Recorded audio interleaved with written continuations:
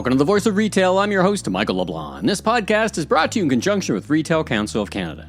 On this episode, I pick up from my popular Conversations with Commerce Next podcast, meet John Hazen, the Montreal-born Chief Digital Officer at Boot Barn, a U.S. West Coast-based specialty store retail powerhouse. John joins Commerce Next co-founder Scott Silverman and I, describes his journey to working within a retail brand and appreciating the cultural differences in any organization to be truly successful.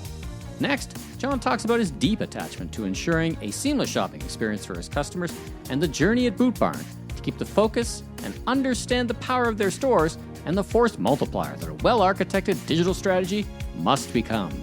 Let's listen in now. John Hazen, welcome to Conversations with Commerce Next. I've known you for a number of years, so I'm excited to talk to you. You are perhaps one of the coolest guys in e-commerce, certainly like looking at your LinkedIn page. You got skateboarding. It looks like you're at the Wave Camp or something like that as a surfer. So that's very cool. So nice to have you with us today. Looking forward to talking about you, about your career and what's going on at Boot Barn and a few other things. Absolutely. Happy to be here. Yeah, I sometimes get a little bit of ribbing about some of those photos, but I can still skateboard. And that was at Kelly Slater's Surf Ranch, which was one of the coolest things I have done in a long, long time. I'll probably use that one as the next icebreaker at our next event that I go to with you, Scott. But that was an amazing time. That was kind of recently in the last couple of months. And I'm here with my podcasting co-host, Michael LeBlanc. I assume you're up in Toronto today? I am, and off mic, and if you're watching little excerpts, a fellow Habs fan. Are you born and raised in Montreal? Yeah, I was Montreal born area? and raised in Montreal on the West Island. Grew up delivering the Montreal Gazette for many, many years as a kid in the Montreal winters, and was a Habs fan since a young age, and have one of each of the Montreal Forum seats here in my office in California. That was going to be my next question. Where are we finding you today? You're on the West Coast? We are in Irvine, California. So I live in Huntington Beach. Boot Barn was founded in Huntington Beach, which most people don't know. And we're based here in Irvine at our store support center, where we support our 300 plus stores. So fantastic. So you've landed in a place that has very similar weather to Montreal. So congratulations. Totally. I'm sure you look for that. You know, we like to talk careers here at Conversations with Commerce Next, and I think it'd be great to hear your digital professional journey, and maybe segue into what your role currently encompasses at Boot Barn today. Sure. So I started in IT, traditional management information systems, as it was known way back when. In Montreal, my uncle and my aunt, who were my mentors, were CTOs at the time at Abbott Labs and Avon. And so I started working on a help desk and as an AS400 operator right in the early days of the internet. Always knew I wanted to move to California because of my passion for skateboarding and surfing, recreationally, not professionally. Jumped in a car and came to California in early 99. And I was waiting for my work permit to come through and got a side job working in the apparel and footwear industry for $7 an hour, entering EDI orders for a Missy company called Democracy Clothing through a friend. And that's a shout out to Susie Hart if she sees this. She was the one who gave me that job. And that's how I kind of fell into the fashion business. And they had never had a cost sheet in Excel. Everything was kind of done by hand. They didn't have emails or even a website back then. Again, this was early 99. So that was how I kind of fell into the fashion business. And it's where I've spent most of my career. I made the jump to e-commerce. Another shout out to Bob Hurley, who founded Hurley in roughly 2006. Nike owned Hurley at the time, and Bob stopped me on a skateboard in the parking lot at Hurley, where I was working in IT, and said, we need someone to figure out how to take us direct to consumer. Nike, of course, always been focused on direct to consumer for many years. Told Hurley we had to go direct to consumer, and Bob tasked myself, and Nike brought down Mary Beth Lawton, and we figured out how to take Hurley direct back in 2006, and that's how I fell into e-commerce. Awesome. Yeah. So fast forward to today, you're Chief Digital Officer at Boot Barn. Tell us about, maybe start with, not all of everyone in our audience wears cowboy boots, I would assume, but maybe they will once you get through to them. But maybe like just help us understand first, who is Boot Barn? What's the market you're after? Where do you sell? What are some of the differentiators? And then maybe, transition into your role there. So, Scott, we're getting a little closer to you. We opened in Cherry Hill, New Jersey last week. So we've got a store in New Jersey now. But Boot Barn was founded in Huntington Beach, and the Western business, the work in Western business, was very fragmented for many years. And now we're the biggest retailer in the space. We did about $1.5 billion last fiscal year. We have roughly 315 stores right now, and we sell cowboy boots, workwear, and kind of outdoor/country apparel. So we have really 4 segments. We have our traditional Western customer who's riding horses and working on a ranch. We've got our work customer who works in oil or construction or agriculture. We have our fashion customer, think women going to Stagecoach. And then we have our customer segment called Just Country, which is a guy who drives an F-150, who maybe wears a cowboy hat, enjoys cowboy boots, but doesn't wear them every day functionally, but kind of lives that lifestyle, listens to country music, drives a pickup truck, that sort of customer segment. So those are our 4 major customer segments. We sell work and Western wear, brands like Carhartt, Ariat, Pendleton, to both men and women, a little more men than women, but both genders, and do about $1.5 billion in work and Western wear across the U.S. We're working our way into the Northeast now. We have stores in Delaware, in Philadelphia, in New Jersey, more states to come. Biggest states, of course, are California and Texas, as you would expect. But we're in about 40 states now. As I look at your site, is there a segment out of those 4 segments that's growing? I mean, if I looked at your homepage randomly today, it looks more like the fashion segment than any others. Is that purposeful, or is it a rotation? Is there one segment that rises above the others? Or no, fashion is actually, we get this question a lot around, do you guys have a fashion risk? I mean, we're not a swimwear company, right? But fashion for us, one of our is our smallest segment. Again, it's really female versus female and male. And of course, work skews much more male than female. I know the reason for that is the images, as we do all of our photography in-house, our creative team is incredible. And some of the most stunning images that we come up with end up being some of the fashion pieces. So we have work, Western, fashion, Just Country email segments that we have different creative going out to. But when you put them all kind of on a table and look at them, we do have a bias towards, stunning imagery. And more times than not, that ends up being something that falls into that fashion segment. All right. So you've been CDO just over 4 years. There haven't been, I wouldn't call them an ordinary 4 years, been part of the COVID era, but thinking when you arrived to today, how has the digital business changed in your mind over that time? Often people talk about an accelerant that COVID was, and the way we work is different. How do you think of that time that's just passed over the past couple of years? There's a couple of things that happened. One, from when I came into Boot Barn, Boot Barn was the smaller of our 2 big e-commerce sites. We had bought a business called Sheplers that has been around since the 1890s and was the biggest e-commerce player in the Western wear business. And so Sheplers was a bigger e-commerce business with a lower margin rate. And as I joined the company, we really shifted to making Boot Barn our digital flagship and a full price business that was the digital version of what we had in our stores. So the exact same promotions as we run in stores, very similar margin profile to what we have in stores. And so the biggest shift internally for us has been the move from Sheplers, which is still a great and very successful online business. The stores have been transformed into Boot Barn stores, and making Boot Barn our digital flagship and our biggest e-com business. If you're enjoying this podcast, please be sure and hit that subscribe button on your favorite podcast platform so you don't miss another great episode. We'll be right back with our interview with John Hazen, Chief Digital Officer at Boot Barn, right after this message. After 2 years of unprecedented growth, some think e-commerce has hit its peak. So what comes next? As businesses look to enter the next era of e-commerce growth, Comex serves as a guide to get them there.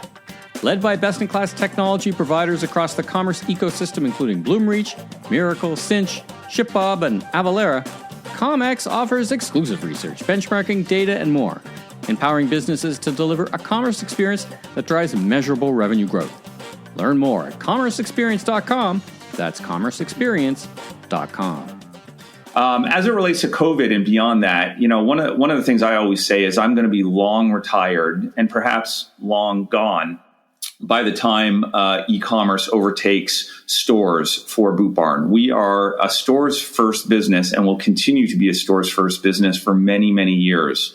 We've recently updated Wall Street that we think we can open upwards of 900 stores. We used to say 600 stores. We've now said publicly 900 stores.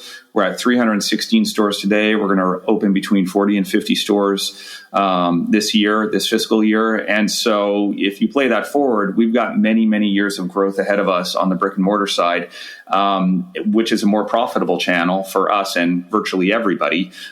So we're not at that point in the runway or even close to it where, e-com, even growing nicely double digits, is going to catch up penetration wise to the stores or even get much beyond the 15% penetration we're at now. If you kind of add in a new store doing a few $1,000,000 a year and we're opening 40 or 50 of those a year, it just doesn't pencil out. So we're going to be, 85% stores business for the foreseeable future, which is going to be a long period.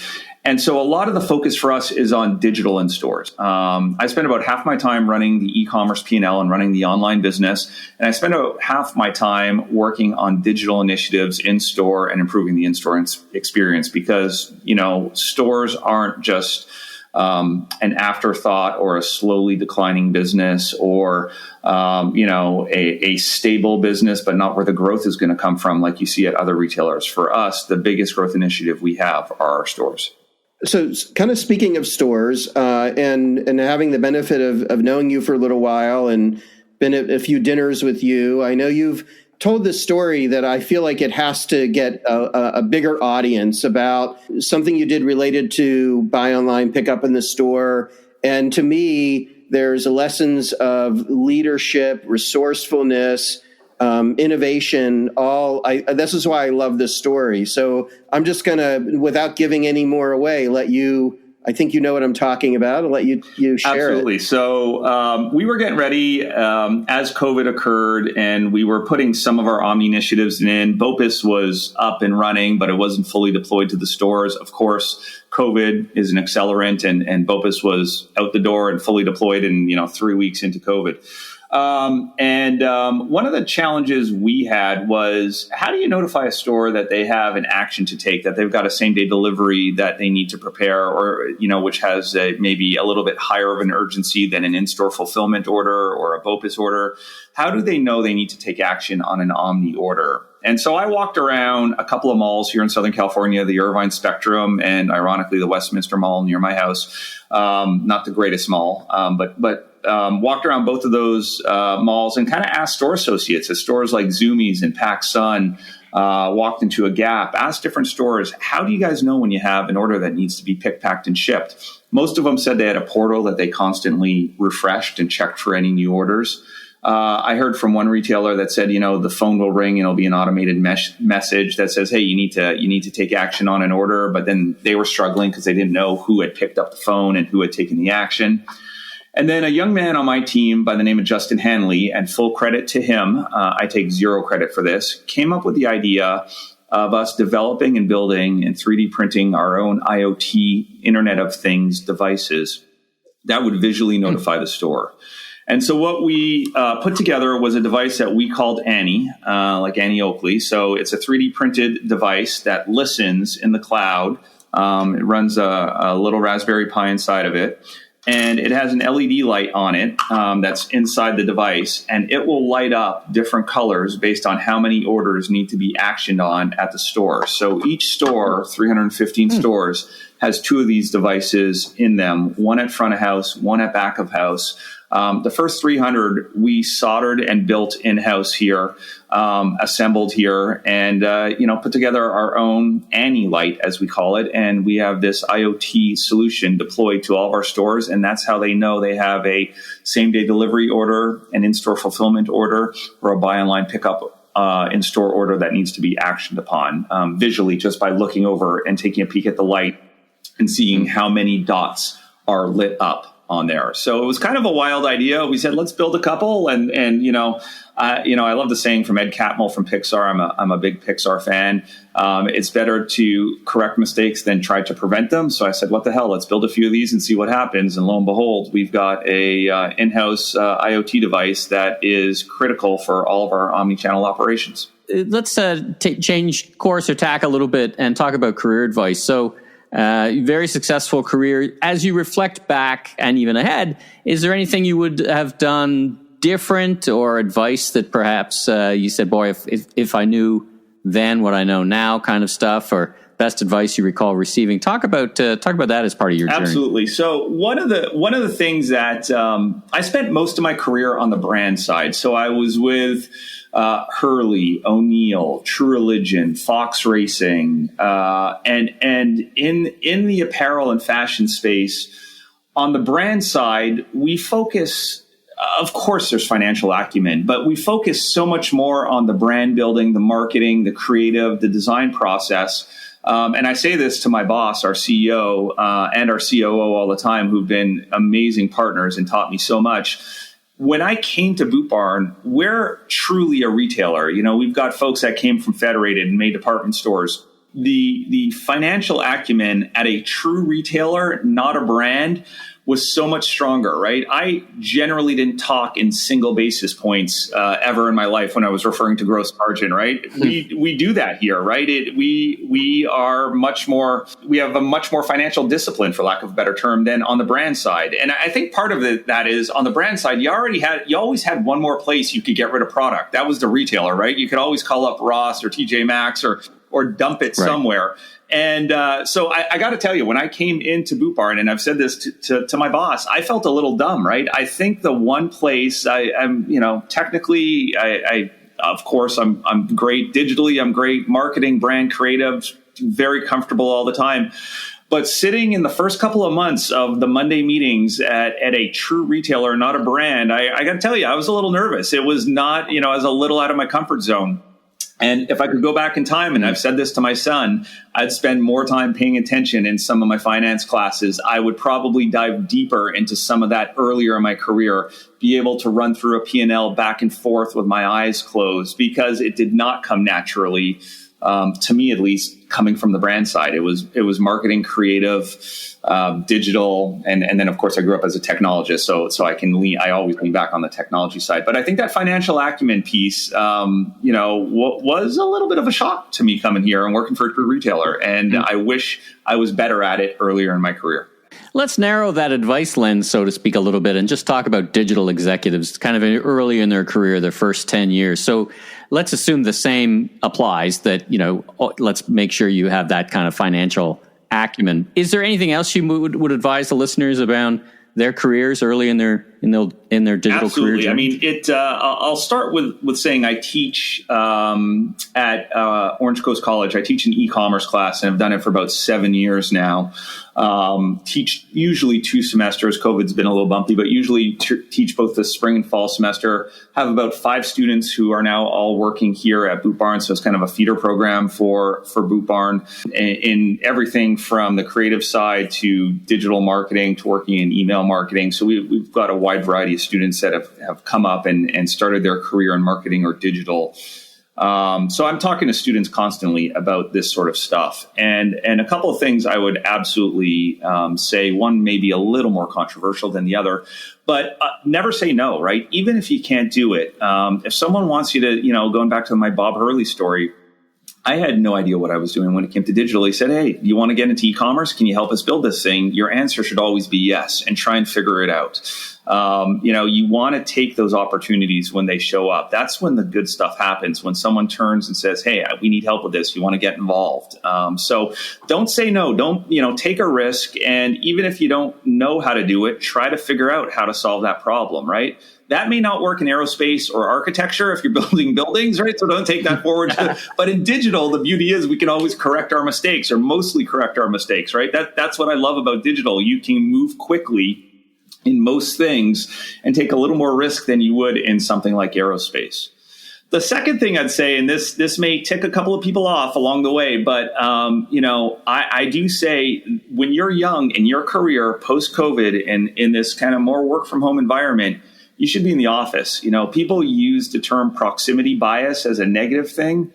I don't think it's a negative thing. I think, my boss, Jim Conroy, says the term, it's like hanging around the hoop. He plays basketball. And he goes, if you hang around the hoop, you're going to get shots, right? You're going to get some rebounds and you're going to get some shots. And so especially when you're younger, and I would argue all the way through, we are mostly back in the office. We are virtually 100% back in the office here at Boot Barn. But I think about a young person starting their career, the first 2-3 years of their career in any industry, digital, investment banking, accounting. You're going to learn from just listening from the person in the cubicle across from you. Suddenly someone's going to be in a panic because some project's going to need extra hands, for whatever task. And they're going to go, you want to give us a hand? You want to help us out?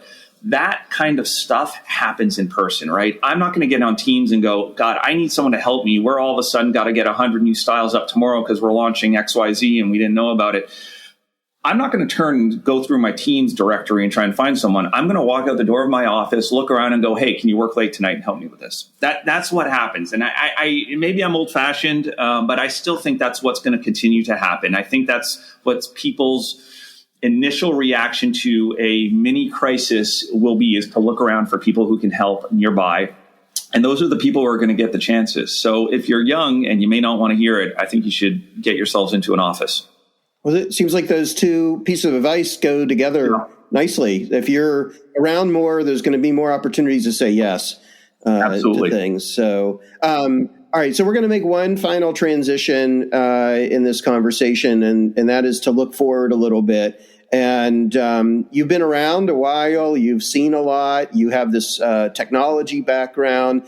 I'm interested to hear, what retail technologies do you think are potential game changers? Is it IoT? Is it AI? Is it the metaverse? I cringe saying that. But yeah, so what gets you excited? Like, what do you feel like you think if retailers were to lean in a whole lot more in a particular area, there's going to be a really nice payoff? So we'll just address the metaverse because we have to. It is when I was at Nike, we built product and the start of a store in Second Life. So I went through this 15 years ago in Second Life. What puzzles me the most about Meta's metaverse is it doesn't look much better than Second Life 15 years ago, but I digress, right? And I've had to play around in this. I have to stay on top of it, of course. So I've been inside the Vans world in Roblox. I've been in the Forever 21 store. I was in the Miller Bar, which was the waiting room for the Foo Fighters concert post Super Bowl in Meta Horizons. And none of it impressed me. All of it has, there were some interesting things that Vans was trying to do, and I love the brand. Forever 21 was quite terrible. The Meta experiment with Foo Fighters was a complete disaster. I won't bore you with the details. You can look it up. And I'm always sitting there going, what is there anything interesting going on in this space? And the one that stood out to me is I walked by my son's room, and we generally play, as a Canadian, we play NHL 22 together, and we play video games together. But he was playing NBA 2K, so he was playing basketball. But I walked by his room, and he wasn't playing basketball. He was sitting on courtside at a street court that looked like Venice Beach, and with other people, real people, watching other real people play basketball, street ball in this video game in NBA 2K. And they're all talking and they're cheering people on, and he doesn't know these people. And that was one of those moments where I was like, wow, this one, it looks good, right? The graphics are incredible. Two, it felt like a world, a community where people were spending time together. And the one thing it didn't have, and I think this is the biggest issue, is it wasn't virtual reality, right? I think people are so hung up on the VR piece and trying to make it work in VR versus work in a video game environment. That was the best example of anything meta I had seen. I'm not a big believer in it for retailers. I think there's some money to be made. I think there's some NFTs to be had. I think there's some virtual product. I mean, I've got a Minecon cape still from 2016 at the last Minecon. So there are use cases. But I think for most retailers, I think it's a distraction today, but you got to pay attention to it and stay on top of it. If I look forward for retail, I think the future for stores is still bright. I think about where Lululemon is going. I don't know if it's all going to be malls, right? But I think the future of stores is still very bright for many retailers. Maybe not the ones that have maxed out their number of locations because they're mall based and they got to be in a B+ or an A mall. But I do think places like Best Buy and ourselves and many other retailers are doing some making shopping in store fun again. Even a Five Below. I was in a Five Below for the first time a few weeks ago, and I was like, they've done a really nice job. It's a enjoyable store to shop in. I do think the speed at which IoT is moving is interesting. I think you think about things that used to be really expensive, whether it be security cameras or traffic counters or Alexa type devices, and how easy it is to build those things today, as we kind of talked about already. I think the future is bright for people to do that either themselves or do it in a much more low cost way than we've done in the past. AI, again, maybe I'm getting old, but, I always try and differentiate between AI and machine learning. Machine learning is what you can back into if you had 1 million people with 1 million spreadsheets. AI, if you think of the old Chinese game Go, AI is where you're like, I can't figure out how they got to that answer and how they knew that, right? So I don't think there's a lot of AI yet in retail. We generally, and we test it once every quarter, our site managers and site merchandisers usually beat out most of the AI in quotes driven recommendation engines that we test. We've been neck and neck a few times, and we've even been beaten once or twice, but we're not seeing a world where machine learning based recommendation engines or AI based recommendation engines are, beating the crap out of my site merchandisers who do it based on intuition and what's selling and inventory depth. And, people who buy this really want that. If you buy one fridge, it doesn't mean you need to buy 2 more fridges, right? It means you probably need a stove. So in the cowboy boot world, that's kind of a funny thing. How many brown boots are you going to recommend to somebody? So I think AI still has a ways to go. I think point of sale is ripe for disruption in our space. I mean, it has been a long time since there's been someone at scale who's really changed point of sale. It still very much runs the way it did 20 years ago. I'm optimistic and a big fan of Shopify, so we'll see how far they can push it. And try and do what Toast and some of the other more hospitality based point of sale systems have done. Right, you've seen it change dramatically in the restaurant business, and it just hasn't happened in retail yet. It's kind of interesting to look at the differences between the two spaces. But from a store's perspective, it's hard for a lot of people. People have a lot of stores, and we always talk about this. If you replaced every single point of sale system in every single store, how many more sales would you actually get? Maybe there's some days where, it could speed up transactions slightly, but it's not like there's going to be a rush of customers that come in because you got a tablet-based point of sale system now. So I can see why most retailers haven't invested heavily and maybe why, entrepreneurs haven't built a lot of that next generation point of sale. But I think stores are the future still. I think e-commerce will continue to grow, but at a slower rate.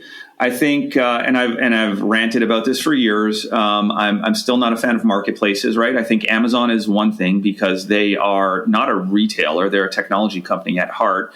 I think Target and Walmart and Best Buy trying to be marketplaces. I've always had a disdain for it. When you get price gouged, grandma's getting price gouged for an Xbox One during the holiday season because she doesn't realize it's not really Walmart selling it, but it's somebody outside, an outside third party selling it for $1,200. Right. So I've never been a big fan of marketplaces on retail sites. I don't know. That's kind of my stream of thought. I'll stop there. All right. Awesome. That was a lot of stuff you covered. So, just like last thing is imagine the chief digital officer role 5 years from now. You talked about you spend about half of your time running the e-commerce business and half of your time thinking about digital in stores. Thinking about the CDO role 5 years from now, how do you see it evolving? Do you put it in the through the lens of where that may shift? Is it no longer 50-50? Or we often kind of couch this question in, are you going to be more focused on just pushing levers and dealing with technology, or does it shift more to being creative? Where do you see that role going? It's funny. I knew a couple of folks who were advisors and sort of mentors to me when I was very young, who were almost they fell behind when the internet came. Right, these were old school technologists, and the internet and e-commerce threw them for a loop, and then they threw their career for a loop. And I was just lucky by my age of when I came into technology, right? And there is a certain amount of luck there. And so I've always thought about, is there going to be a thing that is going to affect me the way the internet did the original kind of IT guys? And that's why I've stayed so much on top of NFTs and the metaverse. I mean, I'm on OpenSea. I've got my MetaMask wallet. I don't love it, but I'm trying to stay on top of it. I'm always worried there's going to be that thing that catches me by surprise. So always trying to stay ahead of that.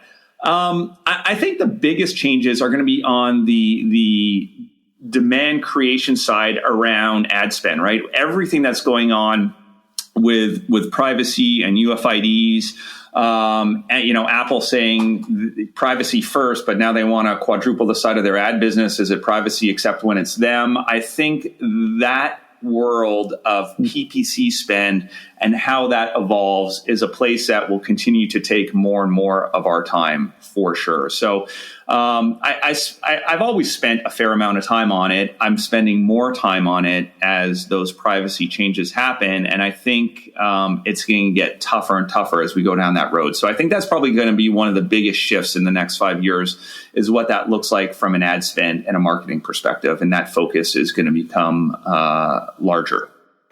Well, John, it's been a fantastic conversation. I mean, it's been a wide-ranging kind of, in some ways, masterclass in digital, but also just understanding your career journey and your perspectives looking ahead. I love this point about, at what point in my career could I be displaced by the next technology? That wave, the three of us, I think, lived through in e-commerce. It was exciting for us, but it wasn't always that exciting for the AS400 operators who were like, having to figure out some cloud-based thing here or there. But anyway, listen, thanks so much for joining us. It's been a great conversation. Really appreciate it. Go Habs.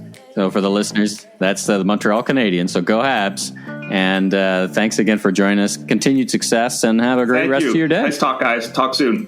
Thanks for tuning into this special episode of The Voice of Retail. If you haven't already, be sure and click and subscribe on your favorite podcast platform so new episodes will land automatically twice a week. And check out my other retail industry media properties, the Remarkable Retail Podcast, Conversations with Commerce Next podcast, and the Food Professor podcast with Dr. Sylvain Charlebois. Last but not least, if you're into barbecue, check out my all-new YouTube barbecue show, Last Request Barbecue, with new episodes each and every week. I'm your host, Michael LeBlanc, president of LeBlanc Company and Maven Media. And if you're looking for more content or want to chat, follow me on LinkedIn or visit my website at meleblanc.co. Have a safe week, everyone.